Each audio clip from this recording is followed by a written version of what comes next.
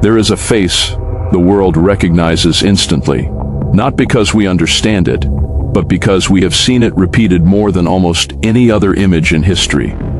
The Mona Lisa, a painting that sits behind reinforced glass, watched by silent crowds every day.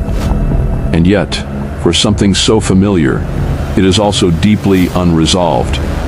Because the moment you ask a simple question, who is she, the certainty begins to dissolve. Some say she was Lisa Gherardini, a merchant's wife from Renaissance Florence, a portrait commissioned by Leonardo da Vinci himself.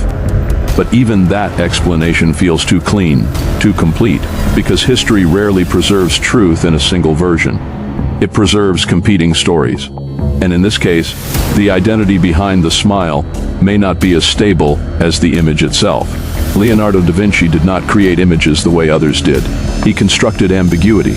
He studied expressions not to freeze emotion, but to blur it, which is why the Mona Lisa does not behave like a normal portrait.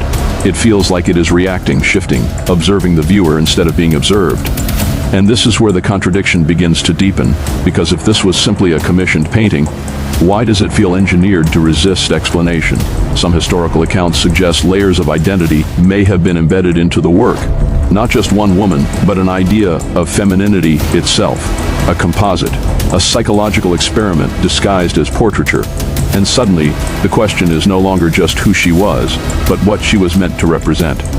Over time, the painting stopped belonging to a person and started belonging to interpretation. The identity of the woman behind the smile became secondary to the meaning people projected onto it. Mystery, seduction, emotional distance, even deception. Each generation added its own version of her, until the original subject became almost irrelevant.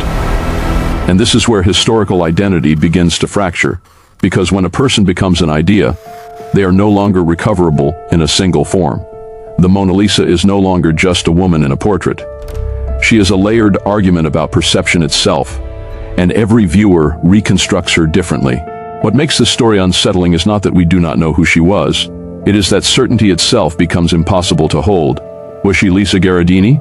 A symbolic invention, a private experiment, or something more deliberate that history did not preserve clearly? Even the smile refuses to resolve into a single meaning. It feels like it belongs to multiple emotional states at once: happiness, restraint, knowledge, or something unreadable entirely. And the more analysis it receives, the less stable it becomes. Because the painting does not behave like an answer, it behaves like a question that has learned to survive time. In the end, the Mona Lisa may not be about identity at all. It may be about the instability of identity under time. A single face that has survived centuries, but never remained fixed in meaning. And maybe that is why it still draws crowds today. Not because we understand her, but because we cannot finish understanding her. So the real question is not, who is the woman in the Mona Lisa? It is something more unsettling. How many versions of a person can exist before the original disappears completely? And somehow, that question never stops unfolding. Drop your thoughts, because the strangest part about history is how often reality behaves like fiction. And the deeper you go, the less stable the world begins to feel. Subscribe if you want more true stories that are deeper than entertainment.